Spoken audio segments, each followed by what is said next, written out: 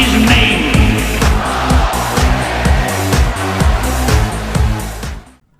It's Banned Books Week, so I thought I would do a reading every day of Banned Books Week of a book that has been banned or controlled or censored in some way at some point for some reason. Today I'm going to read from the first chapter of Brave New World. Now, Aldous Huxley's work is referenced and name-dropped probably second only to Orwell's 1984, and it presents a very different kind of dystopia, but while it is hackneyed to reference, I do think that there are parallels in the world that we see today that we can draw from Brave New World just as much as we can from 1984.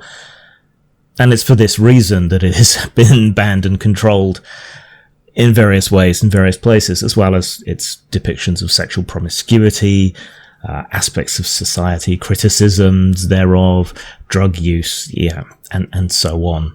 But without any further ado, here's the first chapter of Brave New World by Aldous Huxley.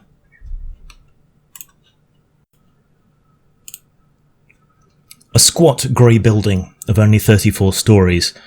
Over the main entrance the words Central London Hatchery and Conditioning Centre.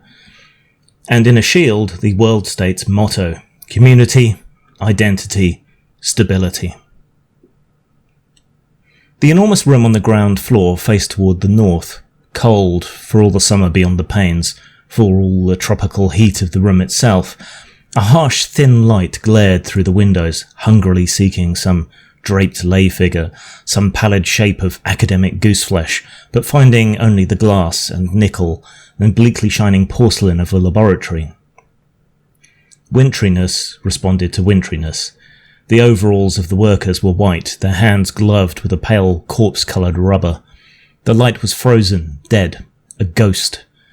Only from the yellow barrels of the microscopes did it borrow a certain rich and living substance, lying along the polished tubes like butter, streak after luscious streak in a long recession down the work tables. And this, said the director, opening the door, is the fertilizing room. Bent over their instruments, 300 fertilizers were plunged as the director of hatcheries and conditioning entered the room. In the scarcely breathing silence, the absent-minded soliloquizing hum or whistle of absorbed concentration. A troop of newly arrived students, very young, pink and callow, followed nervously, rather abjectly, at the director's heels. Each of them carried a notebook, in which, whenever the great man spoke, he desperately scribbled. Straight from the horse's mouth. It was a rare privilege. The DHC for Central London always made a point of personally conducting his new students around the various departments. Just to give you a general idea, he would explain to them, for of course some sort of general idea they must have if they were to do their work intelligently, though as little of one, if they were to be good and happy members of society as possible. For particulars, as everyone knows, make for virtue and happiness. Generalities are intellectually necessary evils. Not philosophers, but fret-sawyers and stamp collectors compose the backbone of society. Tomorrow, he would add, smiling at them with a slightly menacing geniality, you'll be settling down to serious work. You won't have time for generalities. Meanwhile, it was a privilege. Straight from the horse's mouth into the notebook, the boys scribbled like mad. Tall and rather thin but upright, the director advanced into the room. He had a long chin and big, rather prominent teeth, just covered when he was not talking by his full, floridly curved lips. Old, young, 30, 50, 55?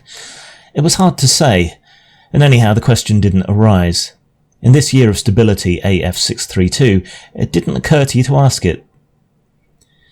I shall begin at the beginning, said the DHC, and the more zealous students recorded his intention in their notebooks. Begin at the beginning. These, he waved his hand, are the incubators. And opening an insulated door, he showed them racks upon racks of numbered test tubes. The week's supply of ova, kept, he explained, at blood heat, whereas the male gametes, and here he opened another door, they have to be kept at 35 instead of 37. Full blood heat sterilizes. Rams wrapped in thermoregene beget no lambs. Still leaning against the incubators, he gave them, while the pencils scurried illegibly across the pages, a brief description of the modern fertilizing process. Spoke first, of course, of its surgical introduction. The operation undergone voluntarily for the good of society, not to mention the fact that it carries a bonus amounting to 6 months' salary. Continued with some account of the technique for preserving the excised ovary alive and actively developing, passed on to a consideration of optimum temperature, salinity, viscosity, referred to the liquor in which the detached and ripened eggs were kept, and leading his charges to the work tables, actually showed them how this liquor was drawn off from the test tubes, how it was let out drop by drop onto the specially warmed slides of the microscopes, how the eggs which it contained were inspected for abnormalities, counted and transferred to a porous receptacle, how, and he now took them to watch the operation, this receptacle was immersed in a warm bouillon containing free-swimming spermatozoa at a minimum concentration of 100,000 per cubic centimetre, he insisted, and how, after 10 minutes, the container was lifted out of the liquor and its contents re-examined. How, if any of the eggs remained unfertilised, it was again immersed, and if necessary yet again. How the fertilised ova went back to the incubators, where the alphas and betas remained until definitely bottled, while the gammas, deltas and epsilons were brought out again, after only 36 hours, to undergo Bokanovsky's process. Bokanovsky's process, repeated the director, and the students underlined the words in their little notebooks. 1 egg, 1 embryo, 1 adult normality. But a Bokanovskified egg will bud, will proliferate, will divide, from 8 to 96 buds, and every bud will grow into a perfectly formed embryo, and every embryo into a full-sized adult, making 96 human beings grow where only 1 grew before. Progress. Essentially, the DHC concluded, Bokanovskification consists of a series of arrests of development. We check the normal growth and, paradoxically enough, the egg responds by budding. Responds by budding. The pencils were busy. He pointed. On a very slowly moving band, a rack full of test tubes was entering a large metal box. Another rackful was emerging. Machinery faintly purred. It took 8 minutes for the tubes to go through, he told them. 8 minutes of hard X-rays, being about as much as an egg can stand. A few died. Of the rest, the least susceptible divided into 2. Most put out 4 buds, some 8. All were returned to the incubators, where the buds began to develop. Then, after 2 days, were suddenly chilled and checked. 2, 4, 8, the buds in their turn budded, and having budded were dosed almost to death with alcohol, consequently burgeoning again, and having budded bud, out of bud were thereafter further arrested, being generally fatal, left to develop in peace.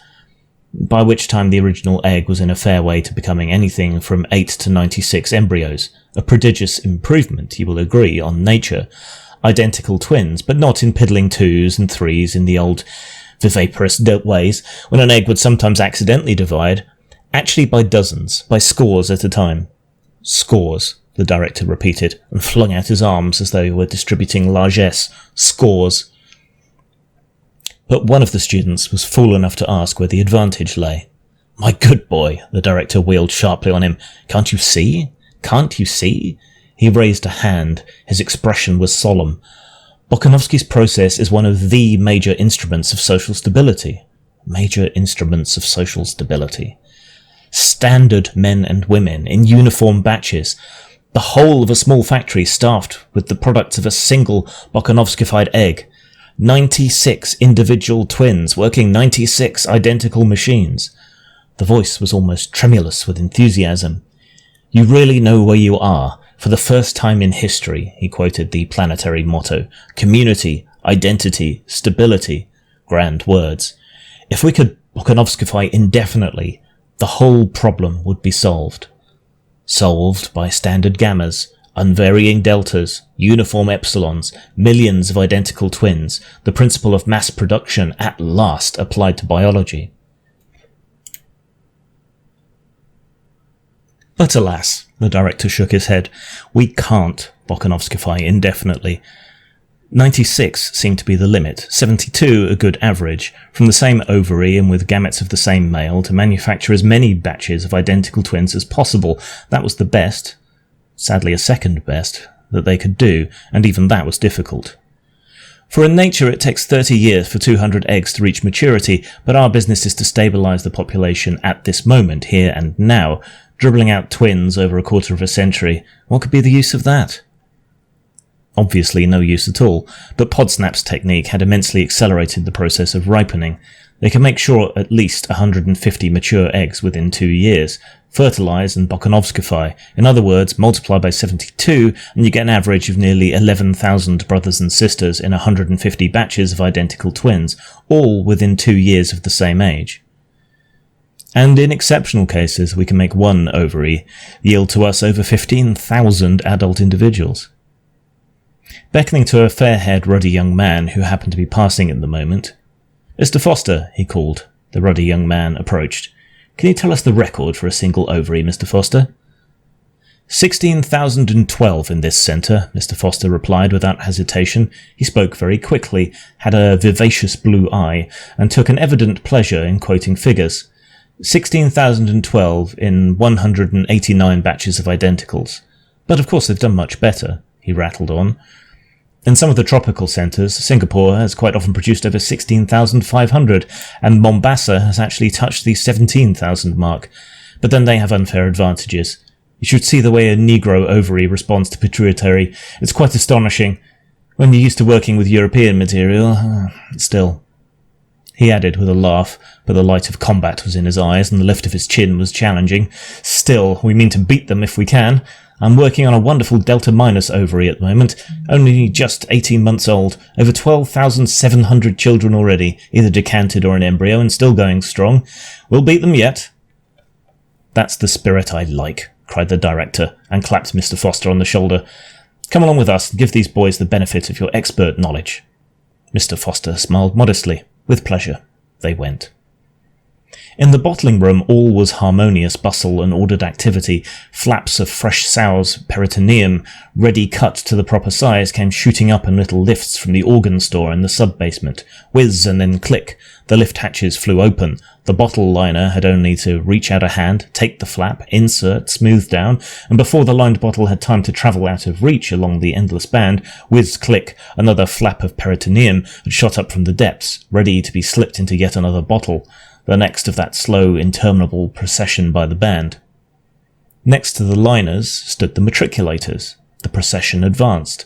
One by one the eggs were transferred from their test tubes to the larger containers. Deftly the peritoneal lining was slit, the morula dropped into place, the saline solution poured in, and already the bottle had passed, and it was the turn of the labellers. Hereditary, data fertilization, membership of Bokanovsky Group. Details were transferred from test tube to bottle. No longer anonymous, but named, identified. The procession marched slowly on, through an opening in the wall, slowly on into the social predestination room. 88 cubic metres of card index, said Mr. Foster with relish as they entered, containing all the relevant information, added the director, brought up to date every morning and coordinated every afternoon, on the basis of which they make their calculations. So many individuals of such and such quality, said Mr. Foster, distributed in such and such quantities, the optimum decanting rate at any given moment. Unforeseen wastages promptly made good. Promptly, repeated Mr. Foster. If you knew the amount of overtime I had to put in after the last Japanese earthquake, he laughed good-humouredly and shook his head. The predestinators send in their figures to the fertilizers, who give them the embryos they ask for, and the bottles come in here to be predestined in detail, after which they're sent down to the embryo store, where we now proceed ourselves. And opening a door, Mr. Foster led the way down a staircase into the basement. The temperature was still tropical. They descended into a thickening twilight. 2 doors and a passage with a double turn ensured the cellar against any possible infiltration of the day. Embryos are like photographic film, said Mr. Foster waggishly as he pushed open the second door. They can only stand red light. And in effect, the sultry darkness into which the students now followed him was visible and crimson, like the darkness of closed eyes on a summer afternoon. The bulging flanks of row on receding row and tier above tier of bottles glinted with innumerable rubies, and among the rubies moved the dim red spectres of men and women with purple eyes and all the symptoms of lupus. The hum and rattle of machinery faintly stirred the air. "Give them a few figures, Mr. Foster," said the director, who was tired of talking. Mr. Foster was only too happy to give them a few figures. 220 metres long, 200 wide, 10 high, he pointed upwards. Like chickens drinking, the students lifted their eyes towards the distant ceiling. 3 tiers of racks, ground floor level, first gallery, second gallery. The spidery steel work of gallery above gallery faded away in all directions into the dark. Near them 3 red ghosts were busily unloading demijohns from a moving staircase. The escalator from the social predestination room. Each bottle could be placed on one of 15 racks. Each rack, though you couldn't see it, was a conveyor, travelling at the rate of 33 1/3 centimetres per hour, 267 days at 8 metres a day, 2,136 metres in all, 1 circuit of the cellar at ground level, 1 on the first gallery, half on the second, and on the 267th morning, daylight in the decanting room, Independence Existence, so it was called. But in the interval, Mr. Foster concluded, we've managed to do a lot to them. Oh, a very great deal. His laugh was knowing and triumphant. That's the spirit I like, said the director once more. Let's walk around. You tell them everything, Mr. Foster. Mr. Foster duly told them. Told them of the growing embryo on its bed of peritoneum, made them taste the rich blood surrogate on which it fed, explained why it had to be stimulated with placentin and thyroxine, told them of the corpus luteum extract, showed them the jets through which at every 12th metre from 0 to 2040 it was automatically injected, spoke of those gradually increasing doses of pituitary administered during the final 96 metres of their course, described the artificial maternal circulation installed in every bottle at metre 112, showed them the reservoir of blood surrogate, the centrifugal pump that kept a liquid moving over the placenta and drove it through the synthetic lung and waste product filter, referred to the embryo's troublesome tendency to anemia, to the massive doses of hog stomach extract and fetal foal's liver, which in consequence it had to be supplied. Showed them the simple mechanism by means of which, during the last 2 metres out of every 8, all the embryos were simultaneously shaken into familiarity with movement, hinted at the gravity of the so-called trauma of decanting, and enumerated the precautions taken to minimise, by a suitable training of the bottled embryo, that dangerous shock. Told them of the test for sex carried out in the neighbourhood of metre 200, explained the system of labelling a T for the males, circle for the females, and for those who were destined to become free martins, a question mark, black on a white background. For of course, said Mr. Foster, in the vast majority of cases, fertility is merely a nuisance. 1 fertile ovary in 1200, that would really be quite sufficient for our purposes. But we want to have a good choice. And of course one must always have an enormous margin of safety, so we allowed as many as 30% of the female embryos to develop normally. The others get a dose of male sex hormone every 24 metres for the rest of the course. Result, they're decanted as free martins. Structurally quite normal, except, he had to admit, they do have a slight tendency to grow beards. But sterile, guaranteed sterile, which brings us at last, continued Mr. Foster, out of the realm of mere slavish imitation of nature into the much more interesting world of human invention. He rubbed his hands, for of course they didn't content themselves with merely hatching out embryos. Any cow could do that. We also predestine and condition. We decant our babies as socialised human beings, as alphas or epsilons, as future sewage workers or future... He was going to say future world controllers, but correcting himself said future directors of hatcheries instead. The DHC acknowledged the compliment with a smile. They were passing metre 320 on rack 11.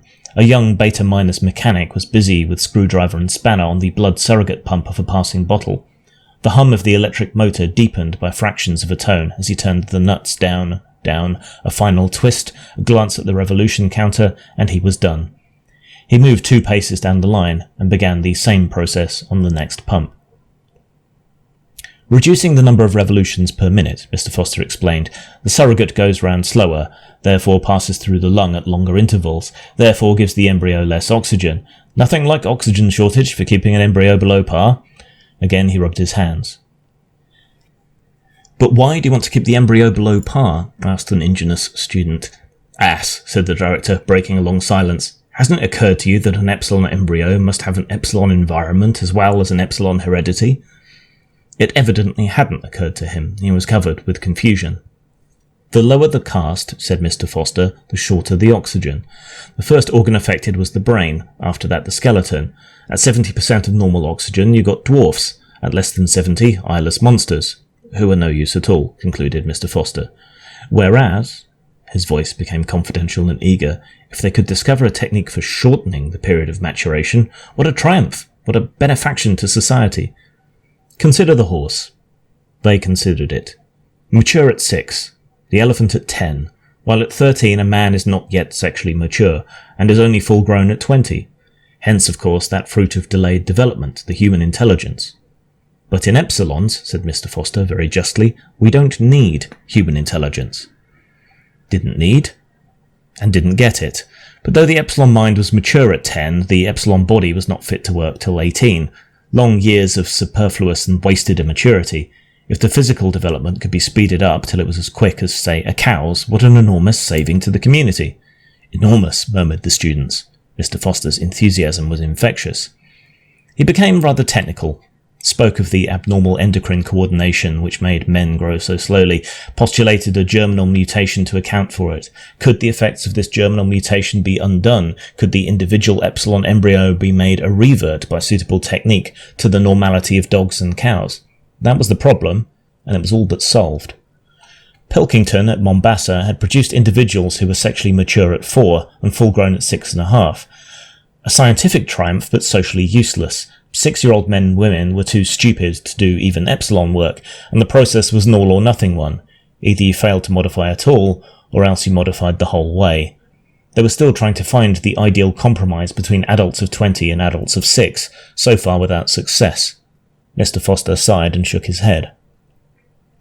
Their wanderings through the crimson twilight had brought them to the neighbourhood of meter 170 on Rack 9.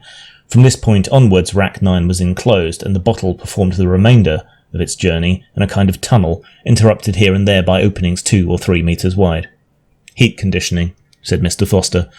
Hot tunnels alternated with cool tunnels. Coolness was wedded to discomfort in the form of hard X-rays. By the time they were decanted, the embryos had a horror of cold. They were predestined to emigrate to the tropics, to be miner and acetate silk spinners and steel workers. Later on, their minds would be made to endorse the judgment of their bodies. We condition them to thrive on heat, concluded Mr. Foster. Our colleagues upstairs will teach them to love it. And that, put in the director sententiously, that is the secret of happiness and virtue, liking what you've got to do. All conditioning aims at that, making people like their unescapable social destiny. In a gap between 2 tunnels, a nurse was delicately probing with a long fine syringe into the gelatinous contents of a passing bottle. The students and their guide stood watching her for a few moments in silence. Well, Lenina, said Mr. Foster, when at last she withdrew the syringe and straightened herself up. The girl turned with a start. One could see that, for all the lupus and the purple eyes, she was uncommonly pretty. Henry, her smile flashed readily at him, a row of coral teeth. Charming, charming, murmured the director, and giving her 2 or 3 little pats, received in exchange a rather deferential smile for himself. What are you giving them? Asked Mr. Foster, making his tone very professional. Oh, the usual typhoid and sleeping sickness. Tropical workers start being inoculated at meter 150, Mr. Foster explained to the students. The embryos still have gills. We immunized the fish against the future man's diseases. Then turning back to Lenina. 10 to 5 on the roof this afternoon, he said, as usual. Charming, said the director once more, and with a final pat, moved away after the others. On Rack 10, rows of next generation's chemical workers were being trained in the toleration of lead, caustic soda, tar, chlorine. The first of a batch of 250 embryonic rocket plane engineers was just passing the 1100-metre mark on Rack 3. A special mechanism kept their containers in constant rotation. To improve their sense of balance, Mr. Foster explained. Doing repairs on the outside of a rocket in mid-air is a ticklish job. We slacken off the circulation when they're right the way up, so that they're half-starved, and double the flow of surrogate when they're upside down. They learn to associate topsy-turvydom with well-being. In fact, they're only truly happy when they're standing on their heads. And now, Mr. Foster went on, I'd like to show you some very interesting conditioning for Alpha Plus intellectuals. We have a big batch of them on Rack 5, first gallery level. He called to 2 boys who had started to go down to the ground floor. They're round about meter 900, he explained. You can't really do anything useful intellectual until the fetuses have lost their tails. Follow me. But the director had looked at his watch. 10 to 3, he said. No time for intellectual embryos, I'm afraid. We must go up to the nurseries before the children have finished their afternoon sleep. Mr. Foster was disappointed. At least one glance at the decanting room, he pleaded. Very well then, the director smiled indulgently. Just one glance.